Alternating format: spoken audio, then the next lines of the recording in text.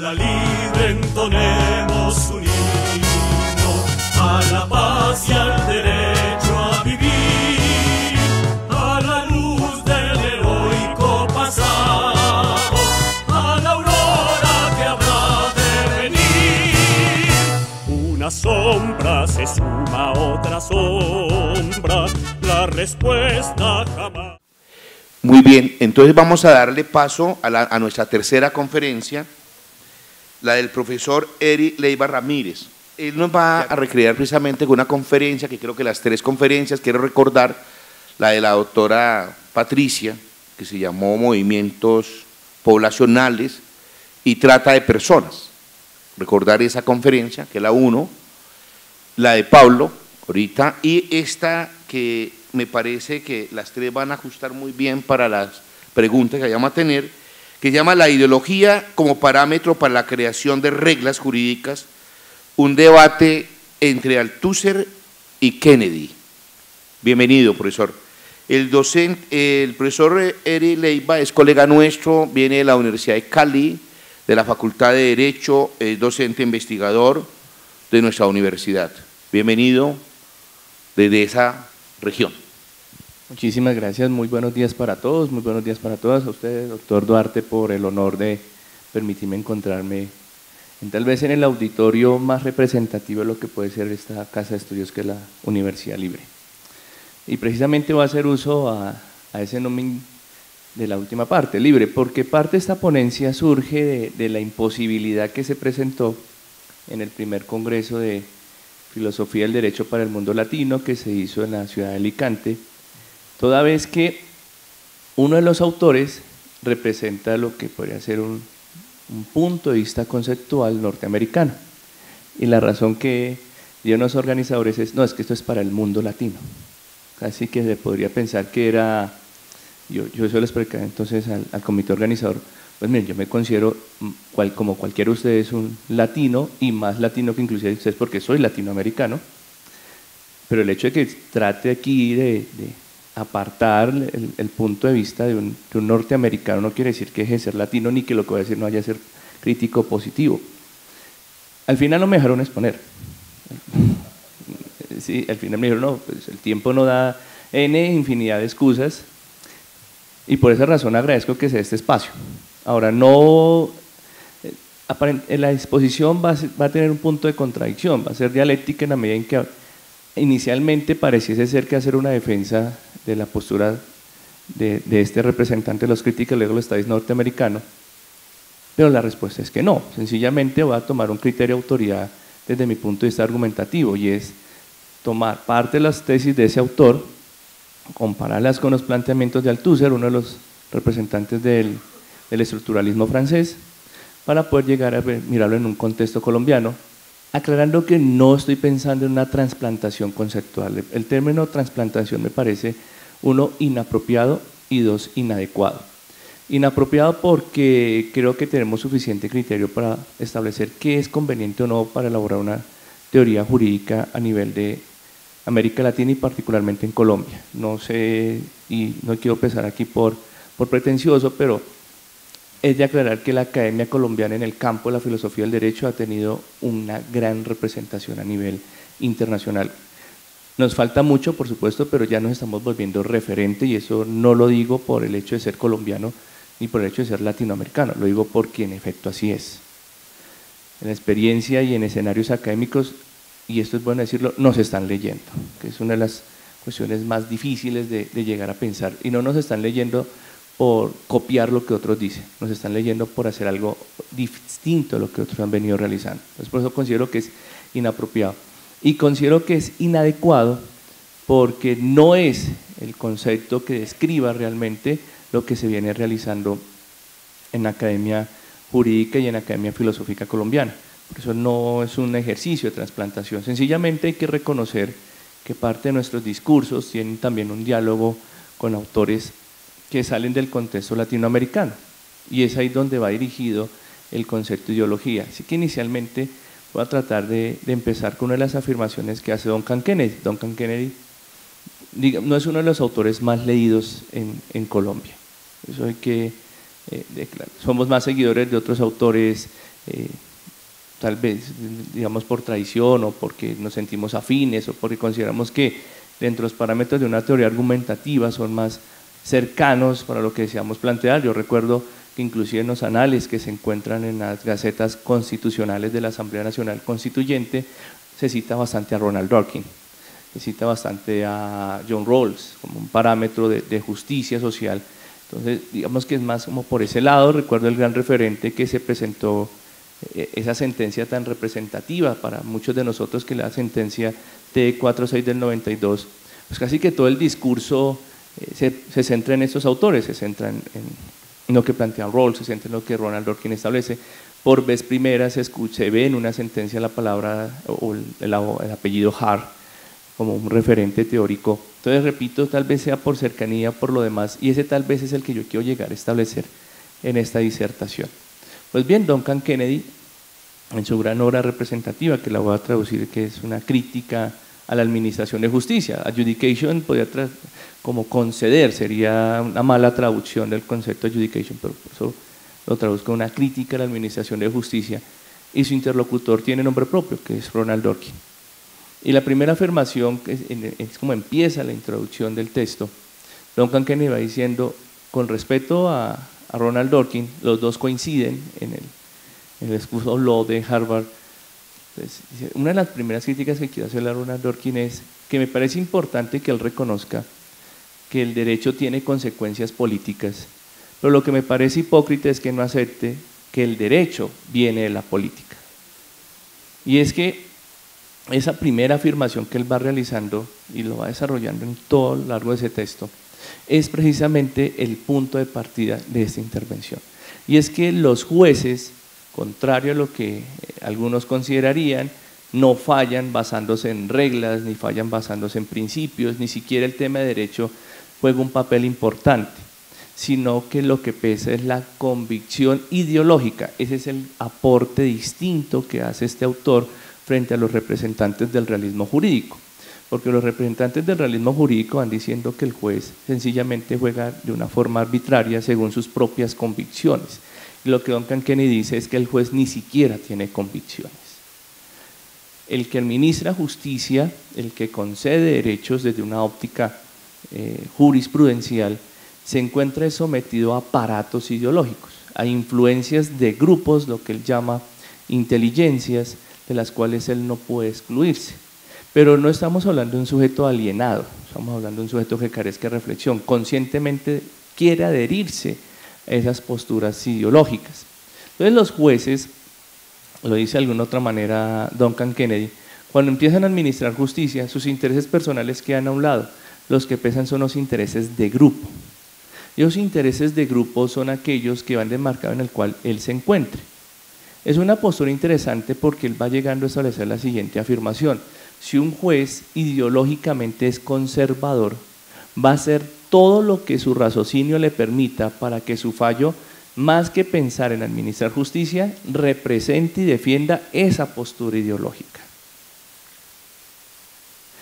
Desde esa óptica, el juez se encuentra predeterminado ideológicamente y va a hacer lo que sea necesario para que su ideología prime sobre otra ideología.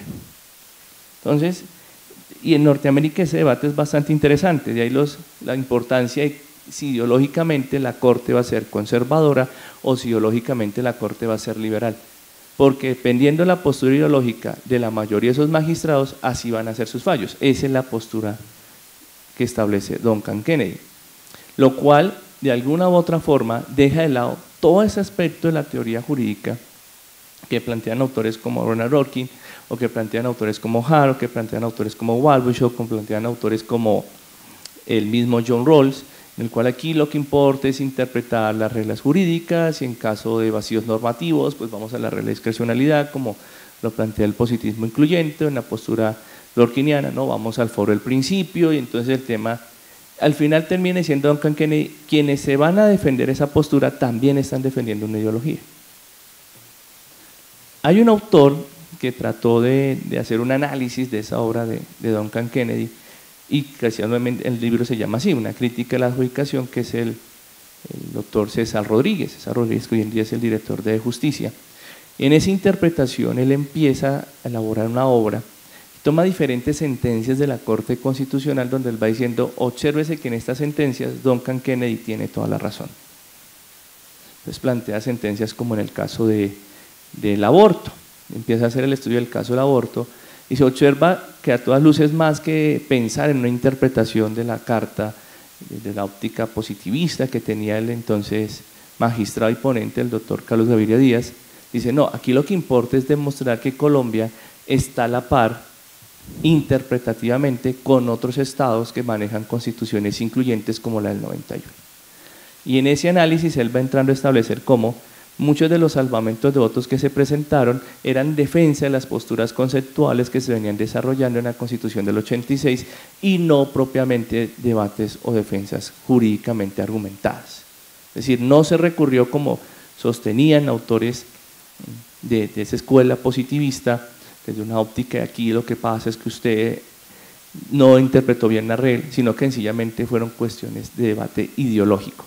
Colombia es un país de tendencia respetuosa de la vida, por lo tanto pensar en ese asunto de un salvamento, de despenalizar el aborto, porque recuerden que en ese entonces el magistrado Gaviria hace el salvamento y dice, yo no estoy de acuerdo con esta sentencia. Tiempo después es que la postura del después magistrado, el doctor Jaime Orojo Rentería, es que se llega a pensar en la despenalización en esos tres casos. En otro ejemplo que cita el autor, me refiero a César Rodríguez, interpretando la obra de Duncan Kennedy, es tal vez el más complejo, pero el más fehaciente de ese concepto, y es el que desarrolla en relación con la eutanasia, o lo que algunos denominan homicidio por pie, aunque el término más propio en ese entonces es eutanasia. Y en esa, que nuevamente el doctor Carlos Gaviria Díaz plantea de una forma normativa, o por lo menos aparentemente es la estructura, se observa que llegan puntos en los cuales más que un vacío jurídico hay es una falencia argumentativa y se entran en cuestiones de si la vida es o no un principio, y en ese debate que se va desarrollando a lo largo de esa decisión judicial, la terminación termina siendo estrictamente política. Es decir, fue una defensa, repito, de lo que puedan entenderse los magistrados mayoritariamente de acuerdo con lo que podría ser un Estado moderno. Un Estado conservador no puede considerarse de alguna otra manera acorde a los parámetros de la Constitución del 91, razón por la cual una interpretación conservadora, y cuando me refiero a una interpretación conservadora no estoy diciendo una interpretación restrictiva, sino una interpretación ideológicamente conservadora.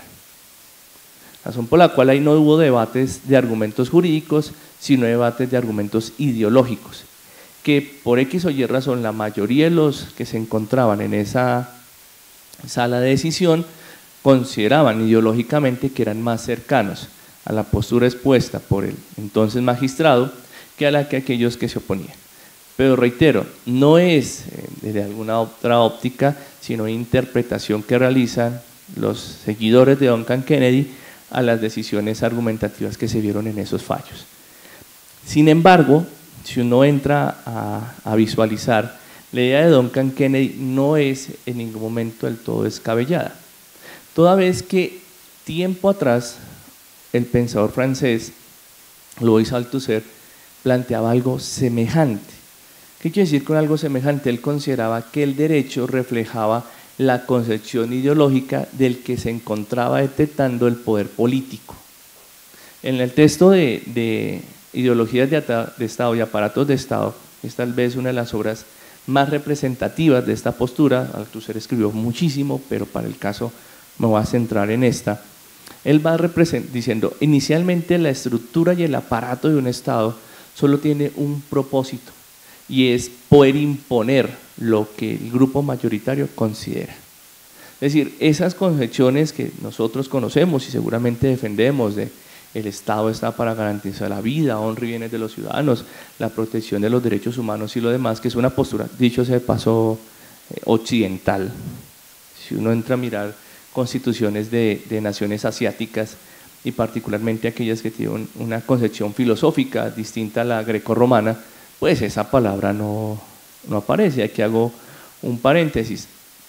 En algún momento tuve la oportunidad de estar en un evento de filosofía, no hablábamos de filosofía, sino de filosofía, en China, y hablaba con mis pares chinos, y ellos decían, no, nosotros sí tenemos un concepto de lo que se puede entender por derecho humano, lo que ocurre es que no es el concepto que ustedes manejan.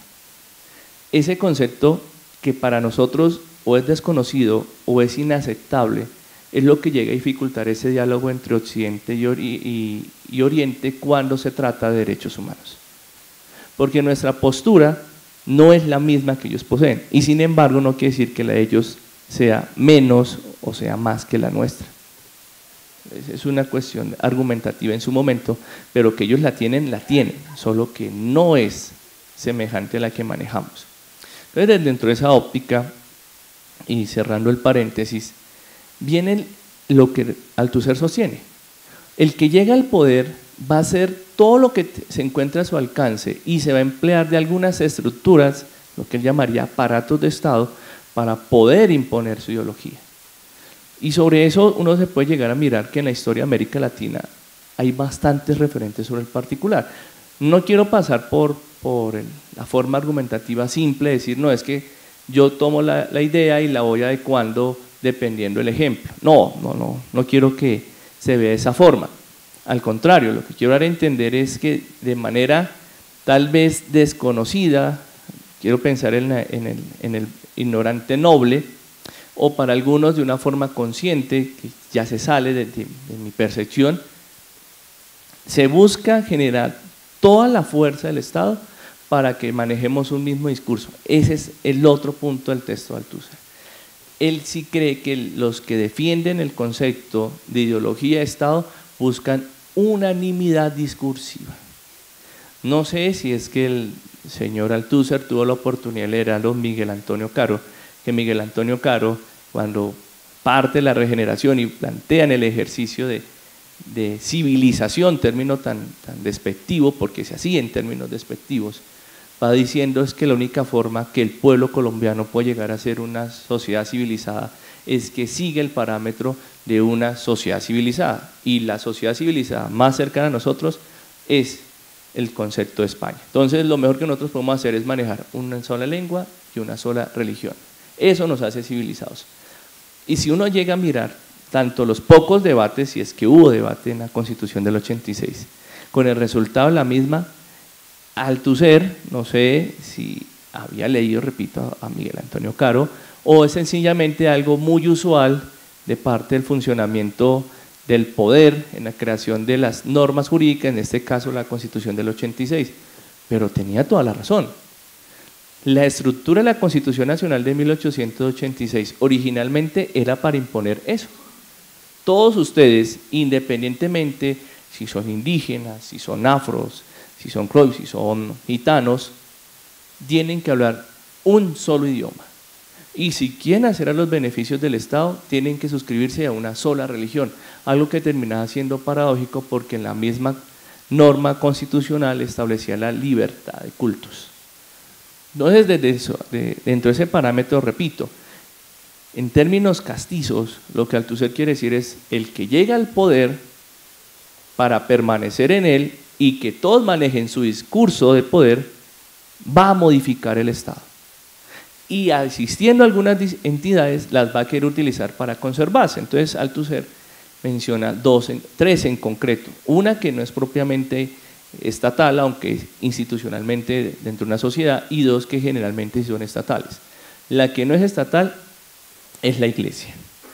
O sea, la religión es tal vez el parámetro discursivo más influenciador en una sociedad, y más en una sociedad occidental cristianizada, como es el caso de la Francia de ese entonces, que independientemente que se considere laica, existe una influencia de la cristiandad, y pues ni qué decir de América Latina. Es que hasta antes del 91, para los que de pronto no lo sabían, estábamos consagrados al Sagrado Corazón de Jesús en el Estado colombiano. Y los alcaldes, los gobernadores y el mismo presidente de la República, en la fiesta del Sagrado Corazón, tenía que ir allá a arrodillarse y decir: consagramos este país, consagramos este departamento, consagramos este territorio nacional, consagramos este municipio al Sagrado Corazón. Y era parte del discurso. Inclusive, sin entrar en debates políticos y menos ahora electorales, Pues muchos de los candidatos presidenciales dicen considerarse ateos hasta que son candidatos presidenciales. ¿Por qué? Porque eso tiene un nivel de influencia. No hablemos del lado, hablo de las de hace 8 años, cuando un candidato al ver que estaba perdiendo votación salió diciendo, no, es que yo no es que sea ateo, tan ateo no soy que fui acólito de Monseñor Rubiano, cardenal en ese entonces, porque eso tiene un nivel de influencia en el electorado, y prueba de ello es el relato novelesco, pero hasta cierto punto fehaciente, de Gustavo Gardiazabal en Cóndores no entierran todos los días. Es decir, eso es un parámetro de influencia y termina siendo determinante para poder imponer esa ideología. Sin embargo, no es desde una óptica parte del Estado, aunque sí es institucional dentro de un Estado. Y los otros dos es la educación y el ejército, o la fuerza armada institucional. La educación es tal vez el parámetro más influyente de lo que puede tener alguien que quiera plantear estructuras ideológicas al interior de ese Estado. Entonces yo puedo plantear asuntos en el discurso que se está manejando tan reciente, aunque lamentablemente no debería ser así, que es la protección, el tema de ideología de género, la inclusión de otras concepciones, el multiculturalismo, pero también hay que decir que esas categorías no son propiamente nacionales, es decir, no surgieron inicialmente la creación de los pueblos de Colombia, aunque sí puede decirse que es producto de la lucha de los pueblos de América Latina. Sin embargo, para los que hablamos sobre el particular, es de recordar que quien viene a decidir la protección de esos parámetros es un organismo multilateral como lo es la OIT. Repito, muchas veces excluir instituciones internacionales y decir, no, nosotros somos autónomos, un mundo aislado y creamos todo. Podemos tomar, eso sí es cierto, y podemos crear cosas nuevas, pero no somos ajenos a ese debate internacional que se está presentando y en buena manera nos vemos influenciados, pero también somos influenciadores. Repito, yo sí creo que existe una construcción dialéctica de los conceptos y no solo una recepción en línea unilateral de los mismos.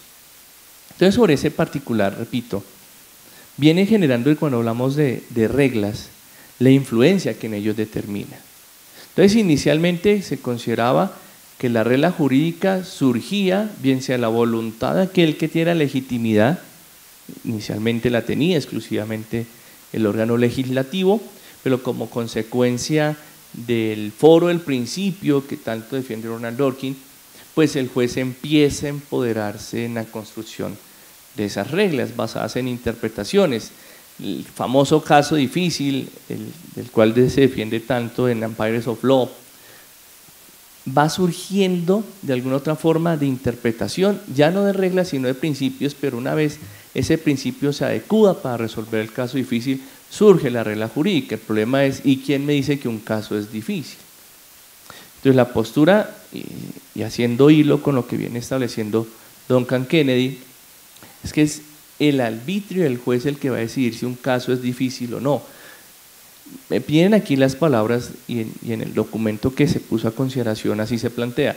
Ricardo Guastini, quien es tal vez uno de los representantes del positivismo incluyente en América Latina, aunque él es italiano, pero mantiene un amplio diálogo con nosotros en América Latina, va diciendo cuando una autoridad judicial establece que hay un vacío jurídico, su única intención es hacer política, comillas, literalmente. Cuando una autoridad judicial dice que sostiene que hay un vacío jurídico, es porque su única intención es hacer política.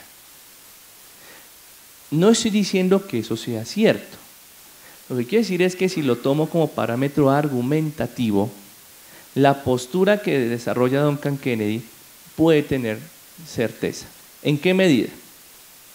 Si yo, con tal de imponer una nueva interpretación que llegue a favorecer mi postura ideológica como autoridad judicial, pensemos un magistrado, una magistrada de la Corte Constitucional, va a tomar ese argumento de la inexistencia de una regla, es decir, el vacío normativo, para poder tomarlo y aplicarlo en ese contexto. Y si se leen diferentes sentencias de la Corte Constitucional y pues porque es nuestro referente, aunque el Consejo de Estado y los demás también lo emplean, miren que ese es el argumento para introducir otros parámetros que seguramente, si uno llega a mirar los salvamentos de voto, quienes también están defendiendo una ideología, pero es una ideología que por establecimientos decisorios llegan a perder, van a llegar a establecer que tal vacío no existe.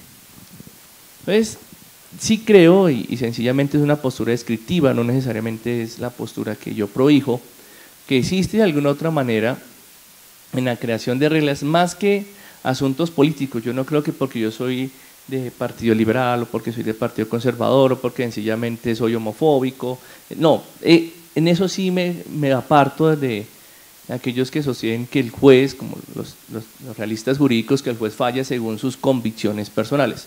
No, lo que yo quiero es describir dentro de la óptica, en primer lugar, que Althusser dice, quiera sí o no, el Estado va a tratar de imponer una postura. Y quienes están devengando el poder van a querer establecer esa postura. Una de las formas de establecer esa postura es a través de la administración de justicia.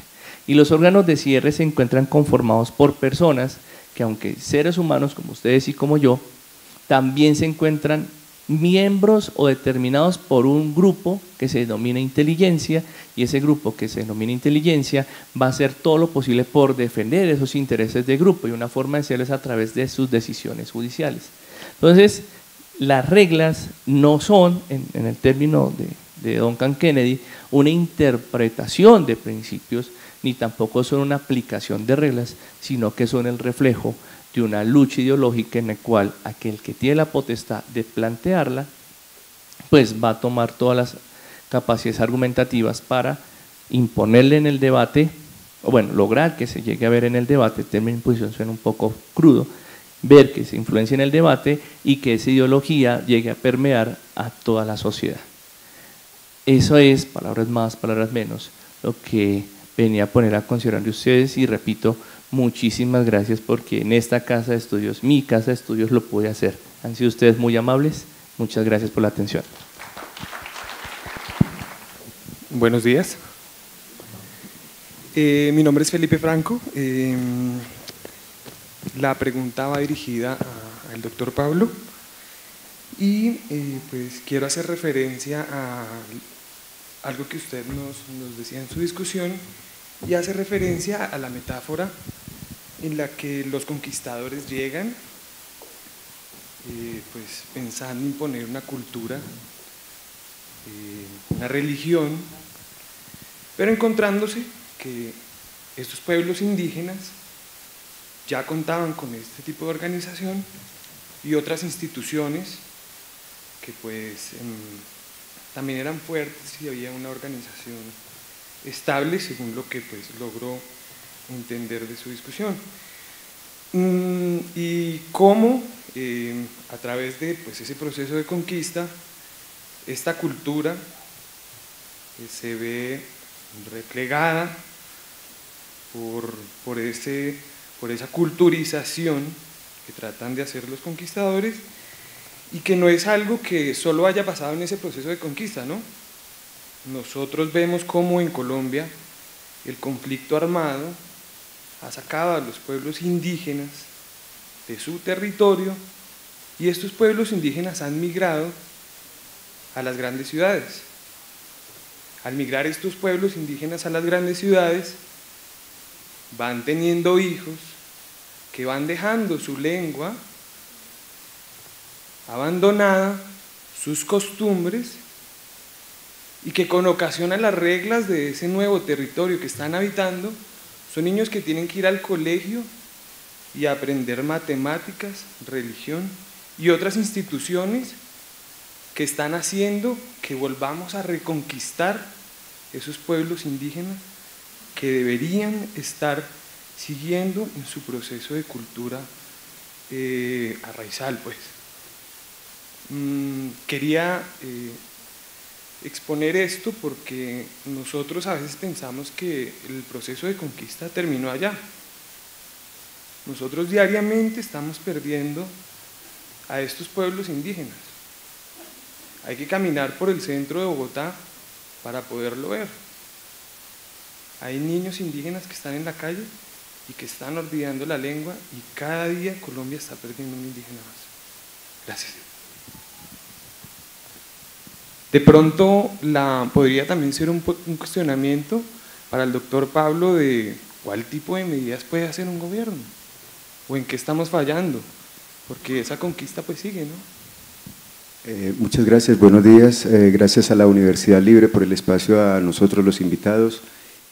Más que una pregunta, me gustaría al profesor Eric pedirle que por favor se extienda un poquito más en la diferenciación entre las posturas de Kennedy y Althusser, porque no me quedó claro, bien claro en qué se basa el debate entre los dos. Según entiendo Althusser, los aparatos ideológicos del Estado pues son todos los que un Estado pone a ¿cómo es que se dice?, a funcionar para que esa ideología se imponga. Entonces, pues no encuentro ninguna diferenciación entre lo que dice Kennedy y lo que dice Althusser. Si por favor se puede extender un poquito más en ese sentido, gracias. ¿Alguna otra pregunta? Siga, doctor, el doctor Javier. Al doctor Pablo Guadarrama. La Corte Interamericana de Derechos Humanos ha retomado algunos de estos temas en lo que atañe a los pueblos indígenas, ¿no? Y uno de los temas, en la Constitución ecuatoriana también hay una referencia al tema de la dignidad individual y colectiva. Entonces yo quisiera un poquito que se reflexione sobre este tema de la dignidad desde el punto de vista de los pueblos indígenas, porque este es un elemento medular para la idea de derechos humanos, para la idea de los principios en que se fundamentan los derechos. Habida cuenta pues que este es un poco el interés de este Congreso, ¿no? Es el enfoque hacia el derecho de los problemas filosóficos. Esa es la pregunta. Gracias. Yo le hago una pregunta, aprovechando a Eric, de pronto pensar que, como tú lo dijiste, que es acertado. Nosotros tenemos una muy poca lectura del movimiento Crítica Legal Studies, o los movimientos críticos del derecho, sobre todo del derecho norteamericano. Obviamente que hoy tenemos a un gran representante que es Duncan Kennedy, digamos el más visible de todos, sin ser el único, ni me faltaba. Y de pronto pues sí puede quedar un vacío y puede haber una trampa. Llegar a decir, nosotros como juristas y filósofos del derecho, que el derecho va a terminar en las garras meramente de la ideología, porque es una postura para mí peligrosa, y es una postura que hemos querido superar desde una percepción precisamente creando cierto tipo de teorías de control de la actividad judicial.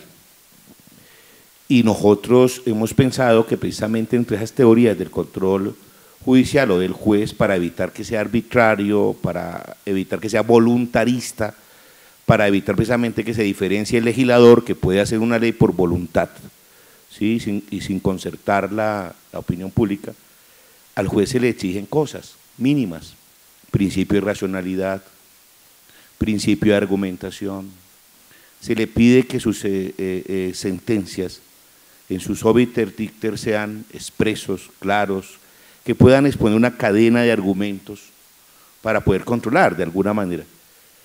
Entonces, en esa perspectiva, ¿cómo queda Duncan Kennedy?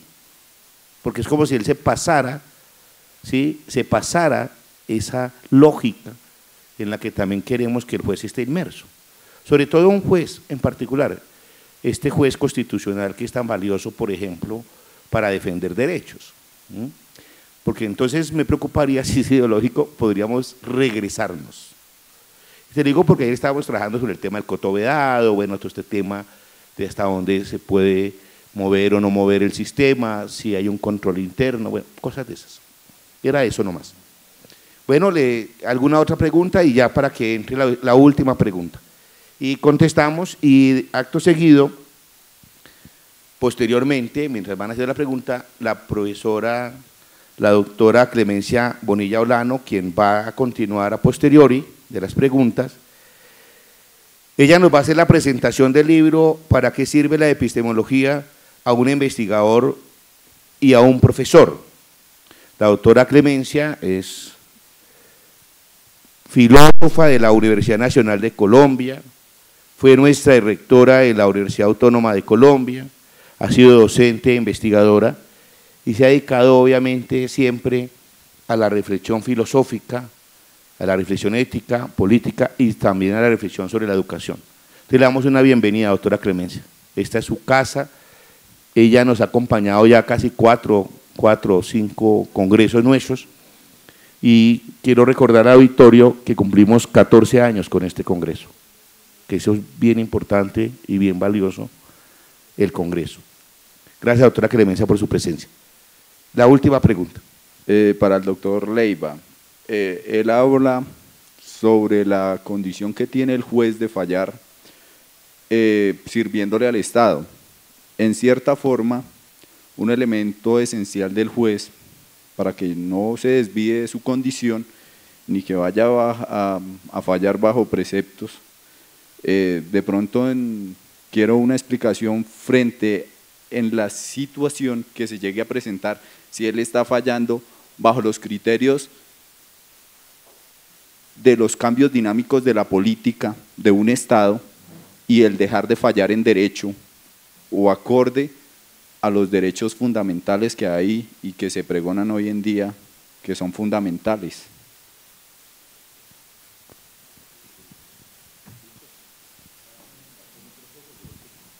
Comenzamos con quién, con el doctor Pablo. Las dos preguntas que le hicieron, la del doctor Javier. Sí, bueno, muy brevemente porque no quiero conspirar contra el tiempo. En primer lugar, yo coincido que el proceso de conquista y colonización no ha terminado y que se mantiene. No solamente en el caso de América Latina, en África, en Asia, en todas partes, ¿no es así? Y los procesos de globalización en cierta medida contribuyen en tal forma, aunque yo diferencio muy bien entre ideologías neoliberales, socialistas, etcétera, y los procesos de globalización. Pero bueno, eso es otra historia en un libro nuestro que está por allá afuera también que han traído, ¿no? Pero lo que sí es cierto es que en ese proceso de transculturación hasta la actualidad hay lamentablemente que sentir mucha vergüenza con la situación de algunos pueblos indígenas, esos pueblos testimonio, yo lo digo no solamente aquí, en otros. Ahora, ¿qué hacer? Yo soy muy respetuoso de la institucionalidad de los países en los que me encuentro, en este caso en este país, y por lo tanto yo no tengo fórmulas para decir qué es lo que deben hacer, ¿no?, los gobiernos y los pueblos con relación a esta situación. Lo que sí creo es que a través de la educación y a través de las instituciones culturales y de la vida académica podemos contribuir y podemos aportar un pequeño grano de arena, y para eso está este congreso y otras actividades. Y yo creo que sí debemos, como intelectuales orgánicos, diría Gramsci, asumir compromisos políticos también respecto a esta situación.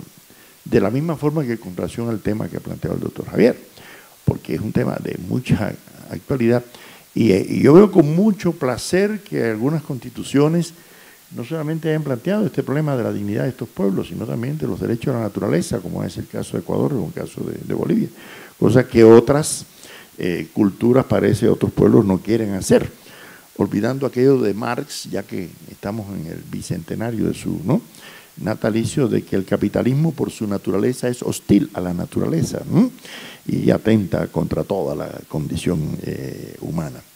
Yo creo que el hecho de que algunas constituciones, algunas normas le hayan dado un mayor protagonismo a la dignificación de estos pueblos y además no simplemente como migajas o no simplemente como, sino de reconocer su alteridad, reconocer sus valores, incorporarlos, tratar de mantenerlos en cuanto a sus lenguas, en cuanto a sus costumbres, y no a partir, y sobre todo a partir del reconocimiento de que tuvieron y tienen instituciones jurídicas, políticas, normas éticas que a veces son mejores que las nuestras, ¿así?, de la cultura occidental, y además reivindicar que también tuvieron y tienen pensadores que pueden ser reconocidas. A mí me llamó mucho la atención cuando yo estudié a Nezahualcóyotl en México y algunos mitos de la cultura azteca originaria que no tienen nada que envidiar al imperativo categórico kantiano o a las tesis del cuadrifármaco de Epicuro o al del óctuple camino de Gautama Buda, de que el exceso de placer es la causa del dolor y que el comportamiento de cada individual con independencia al temor a los dioses debe ser simplemente la acción individual. Eso está en la ética de los aztecas antes de la llegada de los españoles. Bueno, ¿y por qué nosotros no vamos solamente a leer la ética de Nicomano? Me parece muy bien, pero también hay que conocer la ética de Nezahualcóyotl. Muchas gracias. Bueno, voy a tomar las palabras del doctor Pablo Guadarrama, que sí voy a tratar de ser lo más corto posible. Empezaré con la primera inquietud. Cuando hablamos de debate, no necesariamente hay que decir que sean posturas contrarias. Pueden ser posturas distintas sobre un punto en común. Usted y yo podemos coincidir en que la vida es un derecho fundamental, pero es de ópticas diferentes.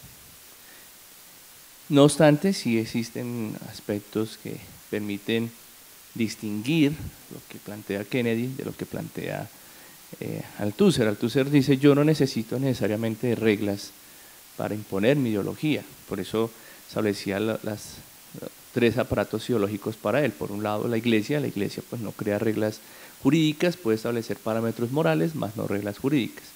Y sin embargo, el Estado se puede valer de ella para imponer una concepción ideológica. Lo mismo puede ocurrir con educación. Puede existir una mixtura porque yo podría establecer una ley de educación, como la que existe hoy en día, en la cual se respeta de alguna manera la autonomía del sujeto que participa en el proceso educativo, como una forma también de defender la autonomía. Sin embargo, no era la misma que existía antes de esa ley, en la cual el que detentaba la verdad era el docente y el estudiante sencillamente se encargaba de asumirla.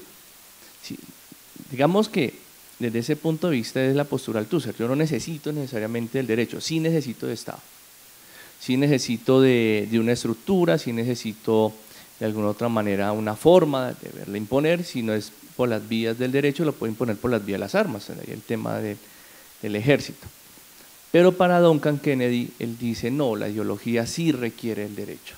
Por eso es que empezaba la afirmación, y no es invento mío, está en la parte introductoria inicial del documento de Kennedy, en la cual va diciendo: señor Dworkin, usted me acepta que el derecho puede tener influencia política, pero no me quiere aceptar que el derecho viene influenciado por la política. Usted se niega a aceptármelo. Y en la política se presentan debates ideológicos. De ahí es donde empieza el desarrollo de todo el documento del profesor de Harvard Law School. Entonces sí existe esa diferenciación. Digamos que Kennedy sí considera que las reglas permiten, o es un reflejo, pero también de imposición de esa ideología. Mientras que Althusser dice: no quiere decir que el derecho no, al fin y al cabo Althusser era neomarxista, consideraba el concepto del derecho como parte de la estructura y superestructura de la misma, pero no consideraba que solo ese fuera el único mecanismo, que yo tenía infinidad de escenarios de los cuales podía valerme para imponer mi ideología como detentador del poder.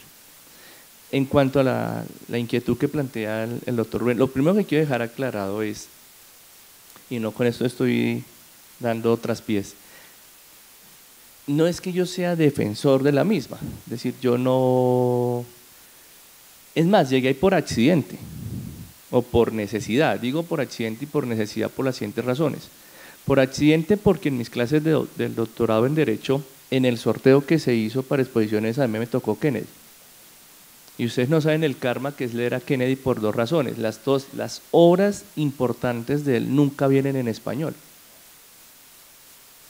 Y pues como buen latino, los idiomas anglo me afectaban un poco. Entonces tocó… Y también la imposición, a mí me parecen las paradojas del argumento. Sin entrar en detalles de la institución donde lo cursé, nosotros respetamos la diversidad, pero me tienes que leer en inglés. Y la razón que daban, no, es que la buena teoría jurídica viene en inglés. Y yo, bueno, pero dése cuenta que en el Congreso de Filosofía del Derecho pasó algo muy parecido, cuando se trató de crear la Junta, el Consejo Directivo para el próximo Congreso, todos los que, por el 90% éramos latinoamericanos. 90% de los asistentes éramos latinoamericanos, pero el Consejo Directivo estaba conformado en un 80% por europeos. Y un colega boliviano dijo, bueno, profesor X, ¿y por qué razón, si la mayoría de los aquí presentes somos latinoamericanos? Porque había que diferenciar, era para el mundo latino, pero el mundo latino incluía toda esa parte mediterránea de Europa. Entonces, si el 90% de los aquí somos latinoamericanos, ¿por qué el 80% del Consejo son europeos? Y la respuesta del que dirigió el Congreso fue tajante, típica de su cultura. Es que los que escribimos en teoría jurídica somos nosotros y no son ustedes. Y crudo no, ofensivo no, pero en parte tenía razón. Entonces, desde ese punto de vista, repito, he visto lo que es la imposición del concepto. A usted, si quiere, le tocó, por cuestiones del destino, asumir el texto de Kennedy y le tocó asumir los textos que son en inglés. Entonces, repito, no es que sea seguidor de esa corriente, yo soy más de la óptica, de la concepción argumentativa del fallo, más o menos la descripción que usted va realizando. Pero en aras de jugar a papel de abogar por la otra teoría, dése cuenta que hay un cambio fundamental en la necesidad de argumentar, y eso es producto no solo de la modificación del texto constitucional, sino de aquellos que desearon ver en esa teoría argumentativa una forma de imponerla para justificar el fallo judicial. El capítulo el texto de teoría impura del derecho del doctor Diego López, que dicho sea de paso es uno de los grandes seguidores y discípulos de Duncan Kennedy, ¿sí? Él hace una descripción de todo eso, es decir, de alguna otra manera aquí la forma de administrar justicia dependiendo de donde usted estudió y de la escuela a la cual se encuentre vinculado. Y esa es una forma de imponer la ideología. Entonces, la interpretación exégeta que se realizaba antes no es útil ni es buena porque no es acorde con los nuevos parámetros de lo que se entiende como teoría de la argumentación y la teoría de la interpretación. Ese es el cambio ideológico. Pero mire, doctor Duarte, que hay una afirmación que usted hizo en la cual yo estoy completamente de acuerdo. Yo no puedo llegar a considerar, y creo que tampoco es la intención de Duncan Kennedy, pensar que el juez falla como actor político, digamos que en aras de defender una ideología desde una óptica de partido. No, él inclusive dice algo que se llama el velo, lo que se llama el velo, y es la inteligencia. Yo lo que hago es tomar el derecho como una herramienta, pero detrás tengo una intención ideológica, pero igual tengo que emplear el derecho y tengo que seguir las reglas del derecho, solo que el derecho es maleable como una plastilina. Entonces yo puedo tomar la regla de tal forma que para poder imponer o defender mi ideología me valgo de esa regla, pero defiendo la regla. O sea, pensar que en el ejemplo de la sentencia que declara la constitucionalidad, en su mayoría el articulado de la Jurisdicción Especial para la Paz, algo que es un tema que es tan importante para nosotros, pues algunos dirían, bueno, pero ¿cómo así? Si es que la mayoría de la población votó en contra de este proceso y viene una Corte Constitucional a decir, no, pues que el Congreso también representa. Para algunos dirían, no, es un fallo en derecho, pero si uno entra a mirar hay más carga valorativa de contenido político que de contenido jurídico, pero se respeta la regla de creación de la sentencia, y es una obiterdito, una mínima argumentación que se acorde a los parámetros constitucionales, que se respeta el precedente, pero es como tener un Lego, ahora que están tan de moda los Legos, como tener un Lego, o sea, las reglas son el Lego y mi ideología es la que va moldeando la creación, la institución, la nueva regla que voy a llevar a cabo, pero no es un ejercicio irresponsable, sin embargo sí va creando transformaciones. Y ya para culminar este punto, me viene a la memoria en una charla que tuvimos en mis clases de doctorado en Derecho, en la cual un ex magistrado participó, era egresado de esa casa de estudios, dijo lo siguiente: para nosotros es claro, cuando decía para nosotros no estaba pensando en el pueblo colombiano, estaba pensando en los que estudiaban ahí. Para nosotros es claro que el juez cuando falla, falla ideológicamente y politizado, así lo dijo. No se alcanza a imaginar la sorpresa que me llevé, porque es de aquellos que cuando estuve ejerciendo la magistratura defendió la tesis que no me importaba el acento económico, a mí lo que me importaba era garantizar el derecho fundamental así el Estado no tuviera los recursos para sostenerlo. Entonces, sí creo que esta teoría es un poco compleja y la razón de ponerla en consideración es precisamente por ello, porque en ocasiones dejamos de lado algunos autores, bien sea porque no sentimos afinidad o porque por X o Y razón no nos ha llamado la atención estudiarlos, pero no por eso quiere decir que no deban hacer parte del debate. Y repito, no es que sea cercano, yo soy completamente partidario de esa escuela que defiende la característica interpretativa del juez basada en reglas y en reglas de interpretación. Yo creo que dentro de mis textos que se encuentran en la mesa de noche están las razones del derecho, la teoría de la argumentación de Perelman, el anterior del doctor, se me olvidó el nombre del profesor de Alicante, y por supuesto el texto de Robert Alechi, ¿no? Yo los defiendo a todas luces porque creo que ese es el asunto de la filosofía de la argumentación, pero pues por X o Y razón llegué a este autor y me pareció importante ponerlo a consideración. En relación con la última pregunta, y ya en un minuto para darle paso a la siguiente expositora. No, yo no creo que el tema de los derechos humanos sea una cuestión de moda, ¿no? Lamentablemente hay un documento que recomiendo, que es del profesor Antonio Barreto, que dice la constitución del estado de sitio. ¿Sí? ¿Por qué traigo a mención este texto? Porque él da dando a entender que anteriormente el discurso de derechos humanos no es que fuera inexistente, pero sí era muy escaso. A razón del cambio de paradigma constitucional, el discurso de los derechos humanos empezó a proliferar. Repito, no es que fuera inexistente, solo que era bastante limitado. Lo mismo va a ocurrir ahora. En el régimen de transición que se va a presentar parcialmente con lo que viene a ser la aplicación del posconflicto, de la negociación que surgió con las FARC, muy seguramente entran en cuestiones, debates que antes no se habían tocado.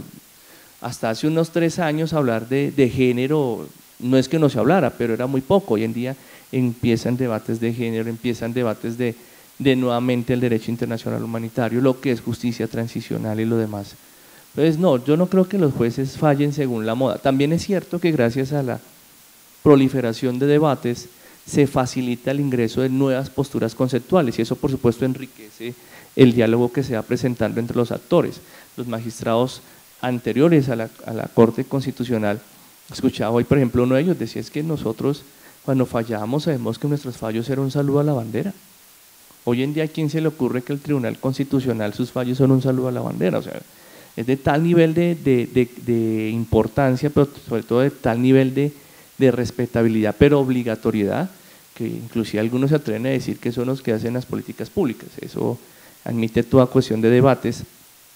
Para postura de este servidor no es tan cierto, pero no, yo no creo que los jueces fallen de alguna otra manera de moda, sino además que las reglas se van cambiando. Recuerden ustedes que el concepto de bloque de constitucionalidad, también que Colombia se va adhiriendo a más tratados internacionales, pues con mayor razón los argumentos son mucho más complejos. Entonces, eso lleva a que las decisiones judiciales exijan una mayor carga argumentativa. Y yo sí creo, doctor Duarte, la importancia de la argumentación en el fallo judicial. De eso soy un fiel convencido. Sencillamente quería como salirme de mi zona de confort y plantear este escenario en el auditorio. A la libre entonemos un himno, a la paz y al derecho a vivir, a la luz del heroico pasado, a la aurora que habrá de venir. Una sombra se suma a otra sombra, la respuesta jamás.